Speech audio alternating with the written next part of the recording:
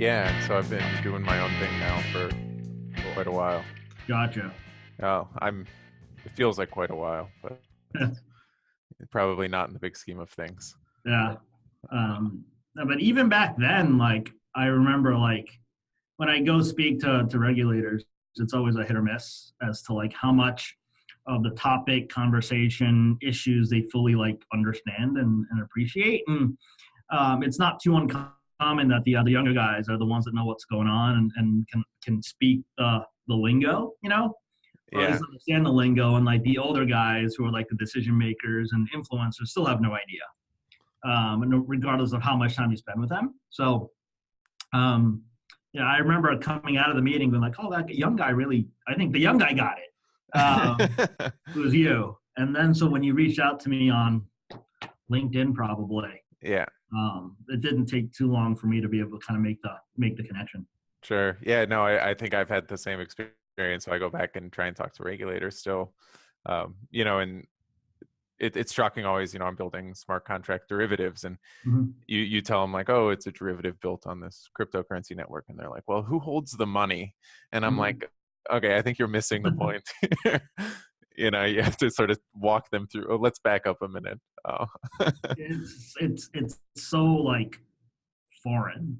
It's some things that don't exist in traditional financial markets, or, like, literally a derivative of what exists in the financial markets. I think it takes them a long time to kind of get their head around. Yeah. So, by the way, I guess we can just start now. Let's do it. That works. So welcome. So this is Michael Moro. Before we get started into the general discussion, so I see that you have like 10 affiliated companies or something like that to your name. Like, what's the difference between like Genesis and Grayscale and Digital Currency Group? And Sure. I think you run Genesis, right? Yeah, I do. I'll walk through the whole thing. So, okay. The origin of the various businesses, Genesis, DCG, and Grayscale, all used to be one company, formerly known as Second Market, which got started by Barry Silbert in 2008. Along the way, Barry discovered Bitcoin, kind of spread the Bitcoin bugs amongst all of us. And then in 2015, we sold a business of ours that was focusing on pre-IPO shares of private venture-backed companies to NASDAQ. And when that sale took place, NASDAQ bought the naming rights and the brand of Second Market. And so all of us had to sort of scramble and come up with new names for our business. At the same time, because we're going all crypto focused, we decided that, hey, let's split up. Let's take this one company and make it three. So the Digital Currency Group is our parent company. That's where Barry sits. That has about 7 or 8 employees right now. And that's modeled after the Berkshire Hathaway model of starting companies, buying businesses, and investing in startups. So it has 3 wholly owned subsidiaries. So I'm one of them. Genesis is one of them. Grayscale is the asset management arm that runs the Bitcoin Investment Trust. And then CoinDesk. CoinDesk, the media and events business, was acquired a couple of years ago by Digital Currency Group. So it literally is, we all share the parent company, and we're sister companies to Grayscale and CoinDesk. Yeah, and I guess you were with Barry then since like 2008, right? I have been. So it's been 10 years. I celebrated my 10-year anniversary with Barry just a couple months ago. Congrats. So I mean, I guess that was in 2015, but were you guys, I guess, OGs in Bitcoin before that? So Barry found Bitcoin in like 2011. And that's kind of when he started his becoming the path to an evangelist, kind of started in 2011. He went through his months of skepticism and doubt and all of it, to being intellectually curious to being full-blown evangelist in about 6 to 8 months, I think, is kind of about the time it kind of took. And then in 2012, he really started evangelizing in that he wouldn't stop talking about it. And so one day we're just like, Barry, what is this Bitcoin thing you keep talking to us about? And so he started teaching us about what it was and how it worked and all of it. And so he came to us, and we were trading fixed income at the time, and said, hey, why don't you guys start a trading desk for Bitcoin? And so we literally started from scratch. Barry kind of gave us his Rolodex of like contacts he had developed in the Bitcoin space. over the last couple of years. And he had invested personally into like Coinbase and Ripple and those kind of things in 2012. And so he had a really strong kind of Rolodex of contacts in the industry. And we literally just picked up the phone and started smiling and dialing to kind of form a network of buyers and sellers and start doing some of this OTC stuff. And it was March or April of 2013 when we first really launched our OTC trading desk. That's awesome. No, so I guess you were skeptical at first, or did you have? I didn't know what it was at first. I mean, the brilliant thing that Barry did was at the time, I don't remember how many employees the company had, but he literally said, okay, I am going to give every single employee 2 Bitcoin. Okay. Nice. Okay. Nice. And Bitcoin was like $80 or $90 at the time. And so you have to go create your own wallet. I said, okay. So we had to figure out how to create your own Bitcoin wallet and give our public key to Barry. And once he did, he deposited, sure enough, 2 Bitcoins. And what you had to do was to keep one and spend one. It was the mandate for every employee in the company. And so all of us are Googling online for places to spend Bitcoin in 2013, right? And it was literally like maybe 8 or 9 places that had like an online internet presence where you could actually spend your Bitcoin. And so go to Silk Road. Silk Road. that was non-Silk Road related. So literally all You're like, of look, us. boss, I bought some firearms on the Silk Road. Does that count? Exactly. Look, Barry, see? No, it was literally like buying like alpaca socks. And there was a winery like in Australia that accepted Bitcoin. So all of us are placing like orders for like cases of wine, like that kind of stuff, spending our Bitcoin. But that was really kind of our first adventure into it. And then it kind of just took off from there, intellectual curiosity to, into running the one of the biggest trading desks in the world. Yeah, that's awesome. So I guess a lot must have happened between that, because everybody else must have gotten interested in Bitcoin too, enough for there to be, a need for a trading desk. It's funny. The early guys, obviously the early sellers to us, were the true early adopters. And so these were the guys, who didn't, who wanted to be anonymous, who didn't want to even have an internet kind of presence. A lot of sort of anarchist, libertarian sort of types that were sort of our initial guys. But the buy side, as you might imagine, a lot of high net worth individuals who had more control of their money. And the Silicon Valley VCs who understood the all or nothing proposition for Bitcoin kind of at the time. The binary outcome of either this thing goes 100x, 1000x, or 0 is their business model in kind of the venture capital world, right? Where you have a few home runs and 98% failure, that type of stuff. And so it was a risk return profile that I think kind of suited to the way they thought. And so the early guys in 2013, 2014 certainly were the West Coast VC, the biggest names in the space were buying personally. So whenever you guys were starting, I guess, this OTC trading desk and even the trust as well, like what were regulations like back then compared, like now you're starting to hear, everyone's starting to talk KYC AML, but back then it was much more, were you sort of just, I guess, doing your best to follow the law because there wasn't any guidance? Look, you can argue that there's very little guidance today. Sure. Regulatory gray areas still sort of abound. But yes, you're right, Nick. I think in a lot of ways, when we first started as Second Market, so Second Market was always a broker-dealer. So it was always registered with the SEC and FINRA and kind of had the regulators auditing our books and records and our counterparty files and all of that. And we decided to start trading Bitcoin kind of through it. So we've always kind of treated it as another asset class that a broker-dealer kind of dealt with. And so the same AML, KYC requirements that we were already kind of working with, we at least had the framework for how to think about how to do background checks and things like that. We had the infrastructure kind of set up to be able to kind of do it. The challenge for us was certainly the sellers who didn't want to give up their IDs, who didn't want us having that information, being that the SEC might randomly audit their file and then they'd know that they own Bitcoin. That sensitivity to having the federal government having some of their personal information was a sensitivity that was very prevalent kind of in the early days. I think regulatorily, though, it was also a little bit easier in that SEC and FINRA didn't really know what Bitcoin was, right? And so when we amended our broker-dealer license to start saying, hey, we're going to trade this Bitcoin thing, they didn't really understand it. And so they said, okay, second market was already kind of trading liquid, off-the-run, funky financial assets. And for us, Bitcoin was yet another. So when we changed our BD license, they didn't really say anything to us. They said, okay, and kind of gave us the approval and kind of the go-ahead. My understanding is that for people we speak to in the industry, there's about 22 or 23 different broker-dealers who are trying to amend their license right now to get involved in crypto, whether it be on the trading side or the custody side. And FINRA has approved none of them. Wow. They're all on hold, pending kind of regulatory review and rulemaking and regulatory framework on all of it. So had we been trying to do this now, we'd be right in that pile. But we, I think because we were the only guys kind of doing it, and Bitcoin wasn't Bitcoin. It wasn't what it is today.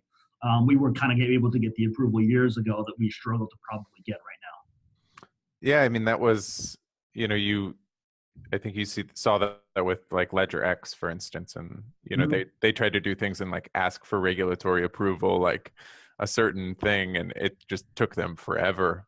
It did. I mean, doing things the right way is hard, right? That's the East Coast mentality of working with regulators and get the approvals, and that's been hard.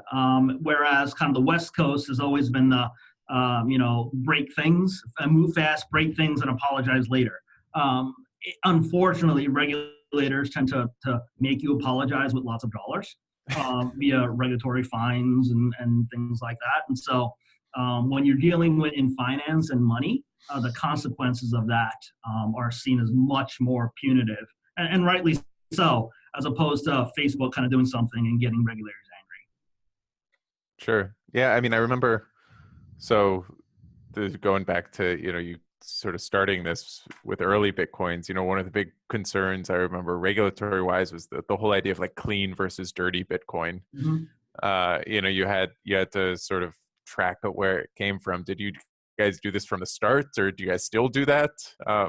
So services that exist today sort of in the blockchain surveillance area, the elliptics and the chain analysis, they did not exist in 2013 when we first got started, right? And the only thing we were able to do was to just make sure that our counterparties were upright citizens. And so we obviously ran, social security numbers and photo IDs against criminal records and make sure they weren't sort of on OFAC sanctioned countries and that type of stuff. The things we were able to do given the available technology at the time. And as, some of these surveillance tools have certainly come out, certainly those are things tools that we've added to our arsenal to kind of strengthen the program. But 2013, and I've told this story before, we've had people show up to our office just with like suitcases of cash looking to buy Bitcoin, right? Literally be like, here's my proof of funds. And they'll open up their suitcase and there'll be like just bundles of hundreds sitting there. But they weren't willing to give us their photo ID, right?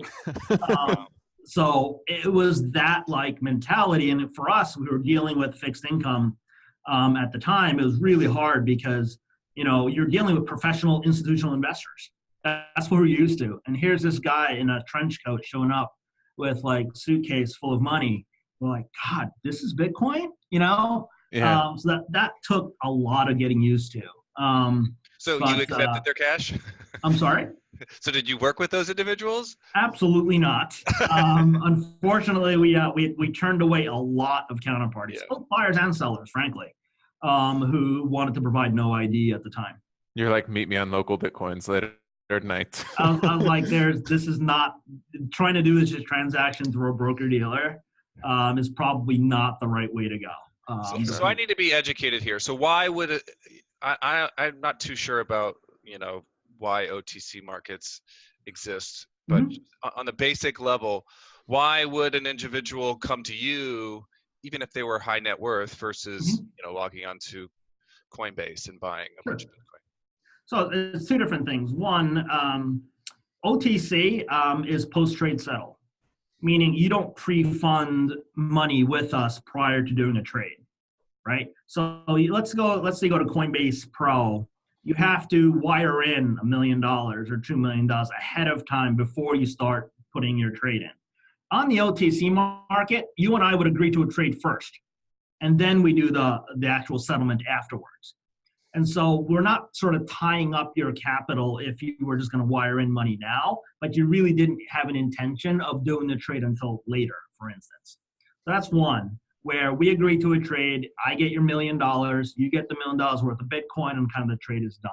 And so we don't end up kind of tying up capital in the meantime. And so that's number one. Number two, I would argue, and we have data that can show this. But if you were looking to try to buy whatever $2, $3, $4, $5 million worth of Bitcoin, obviously you do this on the exchanges, you will move the price. There's no question about it, because order book liquidity doesn't kind of help you kind of get there. If you needed to buy, at $3,000 price, that's what, 500 Bitcoins to buy whatever, $1.5 million. You will move the price significantly in the order book, so your execution isn't great. On the OTC market, we're getting that trade done within 20 basis points, 25 basis points, kind of worth from spot. And so you'll actually come up with a much better execution price on the OTC market. So that's got to be the major selling point. Like it's both more efficient. You get a better rate. You don't have to worry about, changing the market or tanking the market if you're selling or. Correct. It just how close of an execution to the spot price can you get? And for institutions, it's much more efficient to do that on the over-the-counter market. Okay, well, now that you sort of said the I word, being institutions, sure. This is you hear a lot of rumors like institutional money is going to come into the space and come save us all from this crypto winter. I guess you would be the best person to ask. Is it here yet? And when is it on its way? So I want to, it's probably important to kind of bifurcate a few things. We don't really characterize the high net worth individuals as retail, right? They're people, but they're more like single family office in kind of the transactions that they're kind of doing, the way they think about their investments. So I actually put high net worth guys kind of into the institutional bucket for us. And since we don't deal with retail at all, we have a minimum trade size of 75K. We've always been institutional, right? And so the argument is kind of what institutional money isn't here yet. It's yes and no. I mean, our business has been around for 6 years. So institutions have been involved in crypto for 6 years, right? What you're really talking about is when's the Vanguards, when's the real TD Ameritrades and Fidelity, as well as the Bridgewaters and the Wellingtons and that level of money going to be getting involved in crypto. That's what we're so ultimately kind of still waiting for. But I would tell you that some of the biggest hedge funds in the space, their general partners, portfolio managers already own crypto personally, right? It's whether or not they're comfortable and ready to put their third party, their limited partners funds into crypto. That's what we're kind of waiting on. And so are they like testing the waters with their own personal investments? It's funny. There are lots of investments that they're perfectly happy to make personally, but they're still like have fiduciary responsibilities and they need to make sure that audit, accounting, legal, tax, all of those things need to be in place before they can actually put crypto into their bucket. And the other thing is, if you're a long-short equity fund manager, where does crypto fit into the fund's mandate, right? It doesn't. The answer is it doesn't. There's no excuse to have crypto if you're an equity long-short fund. So it forces you to do two things. One, you either have like alternative funds that can hold a whole bunch of e-liquid, off-the-run type of stuff, and crypto gets some allocation, or you launch a crypto-only fund that all they do is buy crypto.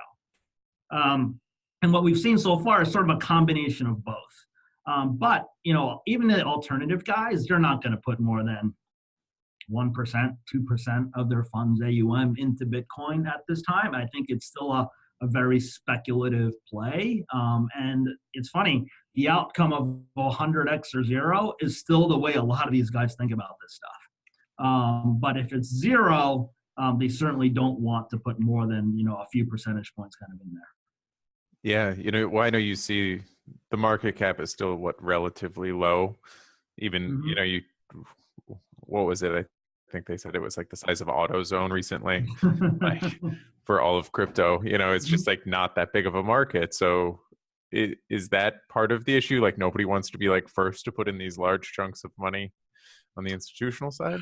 The old adage now is they want to be first to be third. It's not first to be second anymore. And in a lot of cases, they're waiting for the limited partners to tell them that they want crypto. Okay. Sort of reverse inquiry of sorts as to what would make a general partner either create a crypto fund or have some sort of side pocket deal among sort of the alt fund. And when you're dealing, and then so LPs, you're still dealing with individuals. And so it's funny, I've been telling some of my counterparties and the clients that we have at Genesis is that the next big crypto bull run may still come from retail. I think retail still drives a significant portion of the trading volume, and I still think that they're the guys that will drive, sort of create the next run, and institutions will just ride along. They may take it to a higher level than where retail might be able to take it themselves, but I'm still actually counting on the exchanges to kind of drive the heavy volume and upward price pressure. I don't believe it's going to be driven by institutions. Wow. No, I think that's like a very controversial view because, a lot of people say like, we've sufficiently killed retail here in the US. So it's good to hear, I guess to give tips to the Bitcoin people of the world, would you say just continue to evangelize to your friends and family? I think there's no question. It's funny, like, I think there's this view that retail, and they're not wrong, that retail was burned, right? A lot of guys got involved exactly a year ago at all-time highs, and they either took it, bought the Bitcoin, bought the Ether, and either kept it or invested in ICO, and every single one of these things is down 90% plus. And it's left a sour taste in people's mouths about crypto. And so if we're counting on retail to drive the next one, and now retail wants nothing to do with crypto because they've lost their life savings or they mortgaged their house or whatever awful stories you hear of people who went too long as a percentage of their personal allocation, that the retail may not come back. What if they don't, right? And what if institutions are actually waiting for retail to come back to drive the price up, but retail doesn't? Then in what case is the next bull run? My personal view, I try not to take work home with me. And so there's plenty of friends and family who don't really know what I do. And I don't mind it because I get to talk about other things and actually learn about what they do for a living. And it's better for me mentally to like see the world outside of crypto, so I don't really talk about it. But I don't really know a lot of friends and family that have bought crypto. They still haven't. And so I think there's a tremendously untapped market in the retail side that still didn't get involved in 2017. And I think that there's still, to your point, a lot of evangelizing, talking about it that you could do. And frankly, since I'm doing very little that I could be doing to educate them about the power and kind of the benefits of cryptocurrency at the right allocation level. Yeah, well, I know you run GBTC, or someone in your firm does. Grayscale does, yes. Yeah. Like that's, I guess, one way, but a lot of people are waiting. They say that the next big retail bubble will come like once we get like an ETF. Mm-hmm. We sort of have to ask you, because I think you guys have applied for an ETF as well. The Grayscale did, and then they pulled their filing. Once sort of they had conversations with the SEC and saw that approval wasn't exactly in the cards for this year. So you think it'll have to GBTC and a Bitcoin ETF? Sure. So GBTC is the publicly traded shares of the Bitcoin Investment Trust. So Bitcoin Investment Trust is a Delaware grantor trust that was issued as 144A private placement. Those shares are locked up for 12 months. After the 12 months from the date of investment, they become unrestricted and they become freely tradable to anybody. So the GBTC shares are shares that were created in the private placement over 12 months ago that are then freely tradable to the public, and they are quoted on the OTCQX market. Gotcha. But I guess from the perspective of, Nick and I were talking about like, the dads of the crypto community are the ones that are going to be interested in the ETFs, that part of the retail market. It's attractive in a similar way as an ETF because you can go on E-Trade or whatever. You can invest in Bitcoin without having to learn about, like your story about having to like figure out how to create a wallet and send somebody your address and how do you back up your wallet and all that stuff. It's not that complicated, but for some people it's just like oil and water. They don't want to have anything to do with that. Sure. But it shares the similar sort of safety, ease of use, you're right. comfortability. It does. I think the key difference is one, GBTC is not on the New York Stock Exchange or NASDAQ. It's on the OTCQX, sort of over-the-counter market that a lot of ADRs sort of trade on. So it's not on the most liquid kind of venues. And two, historically, GBTC has traded at a premium to the price of Bitcoin. Okay, so there's a net asset value of Bitcoin, but because there was more demand for it than supply, it has traded at a premium. At times, that premium has been tremendous, sort of 60, 70, 80% above the net asset, the price of Bitcoin, which makes no sense. But part of it is because there are no redemptions out of the Bitcoin Investment Trust, so you can't give your shares back to get the Bitcoin and take advantage of the arbitrage opportunity that exists. And also because it's really kind of limited float, right? GBTC, like I said, are only shares that have been around for longer than 12 months. So there really isn't kind of the constant supply that could flood the market. A true ETF would solve that. There's traditional redemptions and creations, and there'll be market makers and authorized participants that make sure that the price of the shares is roughly trading at the price of Bitcoin. And otherwise, they just arb away the difference so that it kind of continues to trade in line with the net asset value. But that's a market function that doesn't exist in GBTC today. Yeah. So I guess you're not bullish on the ETF being approved anytime soon? I'm not. I've told everyone even earlier this year that I thought it was a 2020 event. I'm not even counting on next year. Well, the reason that they give, I guess, is that like the markets are, you can manipulate them.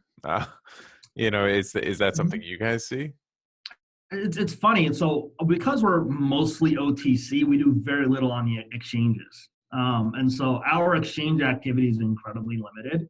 I'm going to say it's 90% OTC, only 10% kind of exchanges. And so we don't really have to face the exchanges all that much when we execute the transactions. My biggest interpretation of the guidance that the SEC has given in some of the rejection notices they've given to the existing ETFs that are filed is to your point, is market surveillance. How do they know that it's not happening, right? The market manipulation, spoofing, wash trading, all of those types of things. I actually believe that the exchanges in the US where the SEC would have kind of that jurisdiction or some purview of jurisdiction, the Coinbases, the Geminis, the ItBits, I think they'd actually be more than open to having surveillance agreements for the betterment of the asset class and potentially for the creation of the ETF. The challenge is, because the US is not a significant portion, if you look globally, of what's kind of traded in Bitcoin, how can the SEC get comfortable that manipulation is not happening when, whatever, let's say the US is 15, 20% of the global volume. 80% of the volume is happening overseas, right? And there's going to be some spillover effects into the US markets as a result. How do they get comfortable approving this Bitcoin ETF when they have zero insight into what's happening in 80% of the trading volume? That's the part that's been hardest for me to see like, oh, there's a path forward here. And at least that's the way the current SEC has viewed it, and its kind of guidance and verbiage makes it really sort of unlikely that this current group of commissioners can get over the fact that they may not have it. But proving that something doesn't occur is hard, right? Proving a negative is much higher a burden of proof than proving that something does exist. Well, do you think it'll have to be like a court case or something that somebody like really just tries to push it through because it's an international asset? It's a few things. One, I can see there are jurisdictions globally that have a different approach. For Canada, for instance, they have a different approach for approving ETFs and commodities type products. If you get something traded in Toronto, which is a major financial hub, just neighbors to the north, and they have an active ETF, and somehow the Canadian government goes comfortable with it, and you see different pockets of activity, and US just doesn't get it, right? Still can't get over it. I think that's one factor if they see more countries around the world kind of being more open to the idea of having a Bitcoin potentially having influence. The bigger factor within the US to me is the view that some of the newer SEC commissioners have taken. I think Commissioner Hester Peirce has become a huge fan base in the crypto community, not because she loves Bitcoin, but because she's much more of the SEC should not be making investment recommendations. That's not their role. Their role is to make sure everyone has the proper disclosures. As long as you disclose all of the risks that market manipulation may happen, that and spell that out to investors and make sure that all the risks are laid out, then the SEC has done their job. Let the market decide whether they want to buy it or not, given the full risk of disclosure, right?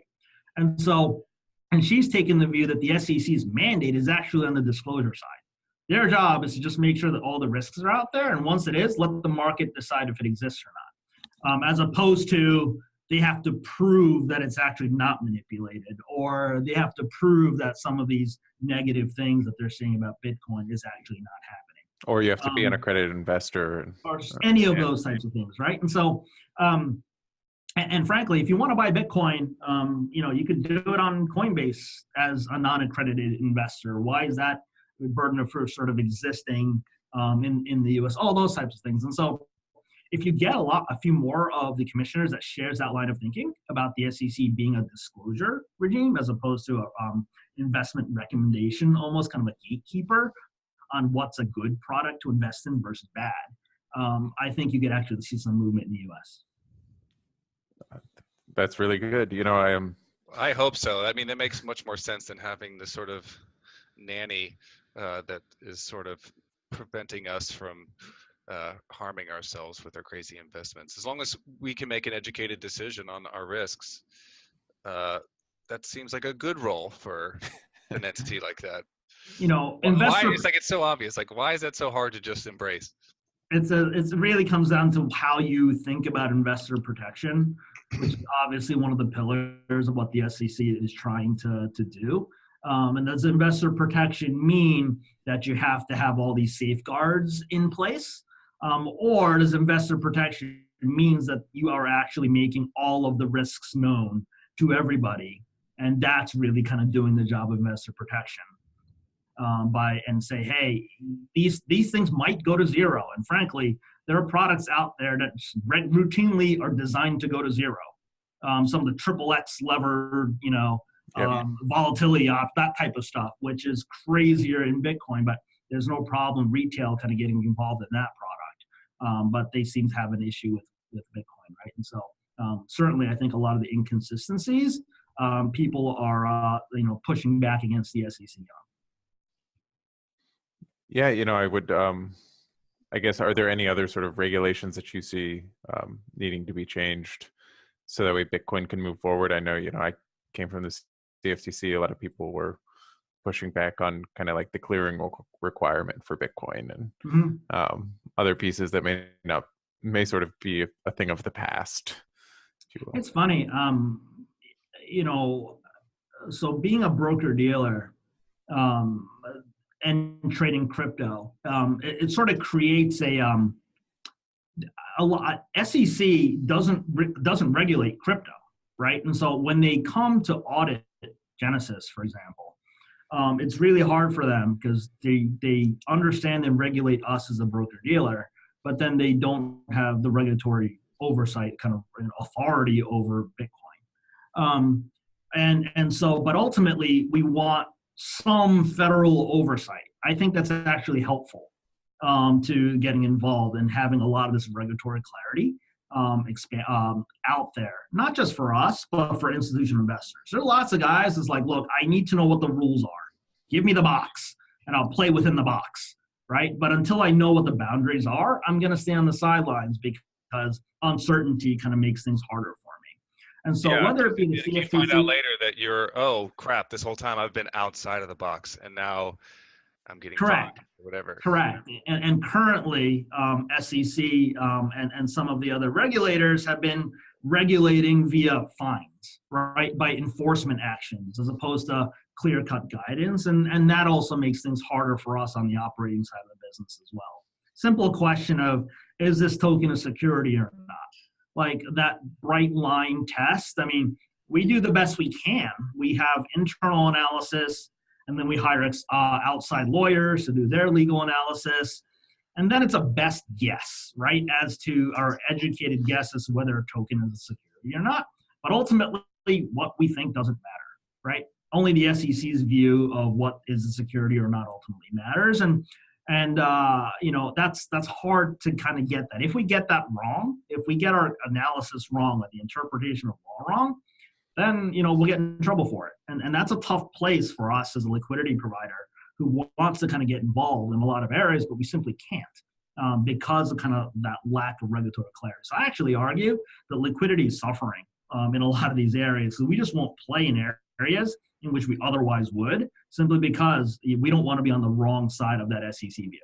Sure. Well, I mean, a lot of people are thinking, I guess, security tokens are going to be the save-all for the ICO space. Do you guys, I guess, share that same view, or do you have a more nuanced view? I'm actually one of the more bearish guys on security tokens, to be honest with you. I just want to be careful as to what the tokenizing something, what is that meant to solve, right? I don't really believe that there's trillions of dollars of investor just waiting for certain things to be on a blockchain. I don't, right? If only this were on the blockchain, I'd buy it, but since it's not, I'm not going to, right? Sure. I just don't think that's true. And so at, areas of, I get the real estate, right? I get the, land registry, that type of stuff on the blockchain, incredibly helpful. And I think it makes a ton of sense. I just don't believe that there's just crazy amounts of investor dollars waiting to pour into to stuff, if just in case something was tokenized. I'll give you an example. Let's say, so I have an apartment in Brooklyn, okay? Okay. And let's say I want to sell my property. But I can either sell it outright, or I can create tokens and try to sell little pieces of my property in Brooklyn. And so let's say I sell initially, and I create 10 tokens, and each token holder owns 10% of the apartment. I actually don't know it may be easier for me to sell the whole thing as opposed to just 10% of my apartment, right? Because there's the utility aspect of owning the apartment. What can I do with 10% of your apartment? Correct. What are you going to do with it? From a utility perspective. And so just fractionalizing ownership and all of that, that may actually create more pockets of illiquidity, because that'll be harder for me to move if I wanted to sell just 20% of my apartment, as opposed to the entire thing. Yeah. Or once you sell off 10%, now selling off the other 90% is really hard. Or trying to buy back that 10%, God forbid, and I want it back. Right. I may be the only buyer for this thing, and I have to trade a crazy premium to reacquire it so that I own the whole thing. So those are questions about market dynamics and kind of the utility of blockchain and tokenizing stuff that I have questions about. Novelty, though, if they sell 1% of the Mona Lisa, that'll be pretty cool. Just to have as a collector's item of really rare things. just so you can claim that you own a piece of, Starry Night or something. I think that would be an interesting thing, but that's more as a collectible and not as, hey, let's restore liquidity to something simply by putting it on a blockchain. Okay. And I guess it's with all this talk of security tokens and, institutional investors and things like that. We'll get back to the old school stuff. What's, I guess, the path forward for actual use cases for Bitcoin? If people just investing in it, that's not necessarily a value proposition in and of itself. It's funny. Whenever I kind of think about this question, I always have to think about to remove myself from like being in the United States and think about true utility for folks in high inflation countries. Yep. Venezuela is sort of an outlier right now because what's happening there is just crazy. But if you're in Brazil or Argentina or any of those kind of countries where every single day your fiat is worth a little bit less, right? And some of the countries in Africa too. It's interesting. There are folks who, never mind kind of Bitcoin, they're taking their fiat and buying stable coins because that's their synthetic exposure to the dollar, right? Right. And rather than kind of holding on to their own currency. That, to me, the utility aspect of it, that it's better than what they have in their home country, is a huge value proposition that sort of exists. And you may not be able to kind of appreciate it being in the U.S. or even in Europe, frankly. But so much of the world needs an alternative to their existing banking infrastructure and their fiat infrastructure. And I think crypto, Bitcoin, sort of offers them that alternative. And frankly, there's so many people still without bank accounts, unbanked, the underbanked, but they have cell phones. And Bitcoin crypto payments, even though we don't really see it in the US, is a huge value proposition to people kind of living in some of those countries. But they don't have Apple Pay, they can't just kind of tap their wallet to make payments. But they have cell phones, and so people are trading and buying and selling simply by scanning their QR codes and doing Bitcoin kind of payments kind of through that kind of stuff. So to me, a lot of the utility and kind of the use case and kind of the spreading of Bitcoin comes from like just the basic idea of I want to hold on to the value of this fiat that I work so hard to get and need some alternative to my own kind of currency, right? Ultimately, as time goes on, so I think that's the way crypto continues to spread in some of the developing countries. And what's also been happening, which is fun for us to see, is that remittance via crypto is starting to pick up. So because take Mexico, for example, right? There are folks who are from Mexico that work and live in the U.S. that want to send money back home. And so one way to do that is obviously the Western unions and those guys who charge an arm and a leg to send money back home. What's happening right now is remittance companies are working with companies like us who, because Bitcoin on a lot of days trades at a premium to the US dollar price in MXN, in the Mexican peso. So we have guys who buy Bitcoin from us and then take that Bitcoin and sell it in a Mexican exchange and then get access to the MXN that way, as opposed to calling up your bank and getting a US dollar to MXN rate. The rate you're getting, even with putting Bitcoin as an intermediary, is much better than what you're getting from your Forex broker. And so folks are like, look, I can get Bitcoin and I can get a better rate. And these remittance companies, smaller remittance companies, guys that will probably appear, they're in the top 10, but they might be number 7, number 8, number 9, are able to offer better rates to their customers because they're putting crypto in between, because crypto is trading at a premium in Mexico on that day. And they're also guys that just want to hold it in Bitcoin. It's better than what they got in their fiat currency, right? And so those are utility cases where you're not like spending it, but having it is making their lives better, marginally better, because you're not kind of paying the middleman a lot of these fees that a lot of these guys are ultimately charged. And I think you'll continue to see pockets of activity in areas like remittance as time goes on. Right. But I always just think back to, you here in our country, they're sort of slowly, regulating crypto. If we can regulate crypto, what prevents them from, like the other governments from regulating crypto? Do you see us like building more privacy tools? It's sort of going more underground again, or, yeah, I guess that piece. It's funny. I find myself thinking that privacy and like institutional adoption is like going against one another.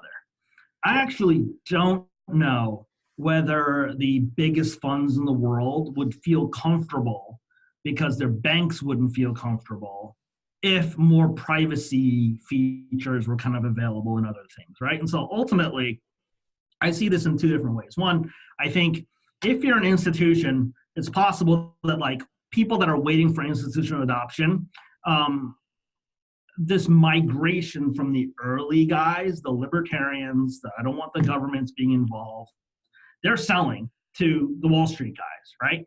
And so you have more Wall Street guys controlling more of the Bitcoin supply that's ultimately out there. There's this view that like, that's antithetical to the original crypto mission, right? But they also want Bitcoin to move, right? And I feel like those two things kind of run at odds with each other, because I really fully believe that Bitcoin doesn't reach the $500,000, $1 million price without institutional adoption. I don't. I think you still need their money and their balance sheet and the services and products to ultimately get there. So then it comes a question, what's more important, right? Is it the values that sort of created Bitcoin in the first place? Or is it for you to just get crazy wealthy and so that you don't really have to worry about a lot of this stuff? What I think will happen, and I kind of think the beauty of crypto, is that if you don't like what's happening in Bitcoin, they'll sell and buy something else. There'll be some other chain, some other coin that espouses a lot of the personal views that you may have about privacy or any of those types of things. It may not be Bitcoin. Bitcoin might be taken over by Wall Street. And that's okay, because then you still can make the decision to sell and do something else, or another Bitcoin fork happens, and then you own a different chain than kind of the original Bitcoin that Wall Street ends up adopting. Value propositions are ultimately different. Wall Street money is going to accrue to one. My guess is that the privacy stuff isn't going to be as popular, not because they don't believe in financial privacy, it's because the banks won't let you spend money to acquire that token. Simply because they have their regulators too. They need to be able to look under the hood and kind of see what's happening all the time, right? And so ultimately, I think you'll see that bifurcation between like real economic dollars and market cap versus something that like a lot of the original Bitcoin vision guys can get behind. Yeah, no, I know you have your CTO is one of the original Bitcoin guys. Yeah, my CSO, my Chief Security Officer. Yeah. He's an original cypherpunk, yeah. No, and I guess that sort of led you guys down. I know you guys are big Ethereum Classic fans. I have to ask about as well. And does that go towards, I guess, all of your personal views? Towards it's funny. When it came to ETC, we still believe fundamentally that like immutability is a core value proposition in a token and on the blockchain. And I think the decision to, with the whole DAO hack situation, Ether, to create the two tokens, it really like threw us for a loop initially as to, hey, what's to prevent something like this from happening again scenario? If it happens once, what's to prevent it from happening again? And I think there was this core, because we're sort of Bitcoin guys and immutability, blockchain is incredibly important for the integrity of records keeping. ETC kind of fit that world a lot better than the Ethereum world. Then it also became a risk reward thing about ETC was like $1 trading at less than $1, and ETH was obviously at multiples of it. But fundamentally, it does feature-wise the same thing, right? So we didn't fully really understand why the value discrepancy was like so crazy. Now, ETH obviously kind of had the benefit of a lot of the ICOs happening, whereas ETC didn't. which kind of fueled the massive kind of spike that you saw last year. But then it's also been, coming back down to wherever we are. We have $100 or something like that probably today. Yeah. And ultimately, what I've seen recently, though, is that the two communities working a lot closer together. The ETH the Ethereum guys have started donating money to the Ethereum Classic Cooperative and some of the developments because they think they're both trying to accomplish the same thing, and that they don't have to be competitive. They don't have to be so divisive. And I'd love to see continued cooperation efforts, not just between ETH and ETC, but across everybody. A lot of these guys have the same goals and they may gonna go about it kind of differently, but a lot of the goals are the same. So I don't really think, I'd much rather see that cooperative feature as opposed to Camp A versus Camp B, and we have to hate each other just because. Yeah, I mean, I think everyone's just trying to scale at the moment.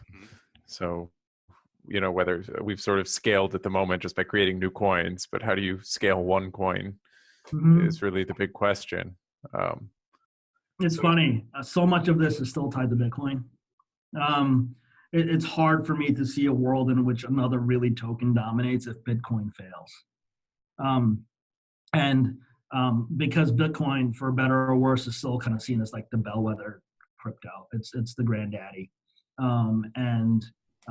At least from the institutional investors that we speak to, they'll get interested in other things because Bitcoin works. But it's also obviously important to recognize that Bitcoin hasn't failed. Bitcoin could go to zero, it still hasn't failed, right? Because the blockchain's been up 24/7, 365, every transaction's worked. It hasn't had no downtime. As a blockchain and a platform, all of those things have worked. As an investment, it may or may not work. That time will tell. Yeah, no, that's hopefully our Bitcoin does not go to zero. I'm sure you. I don't believe it does. I don't. So I think we can just wrap it up. This is just about an hour. Thank you so much for your time. Is there anything else you'd want to add? Definitely, that's the time. No, I mean, what I've told business operators who are relatively new in crypto that didn't go through the crypto winners of 2014, 2015, right? That may have just launched businesses in 17 and earlier this year. We were at a conference a few weeks ago here in New York and really kind of felt like a therapy session. You all right? You doing okay? Your family, your coworkers, crypto's down like 85%, 90%. And it's like a group therapy session of trying to make sure that everything's okay. And what I've told them is, you just have to be there. Just put your head down, just build, and don't worry too much about the price unless you raised a whole bunch of money in crypto and you've sat on it this whole time, in which case treasury management is probably one of the first things you should look at.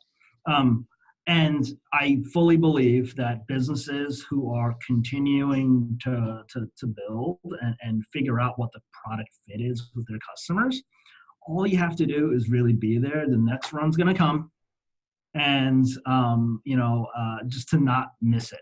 So it's literally about controlling your expenses. Don't do anything stupid with your money. And just continue to put your head down, build in your vision and your mission, and to serve whatever customers and clients you're looking to attain. And everything will be okay. I'll share that same message with investors. A lot of the institution guys, they still really have this 5-year, 10-year vision.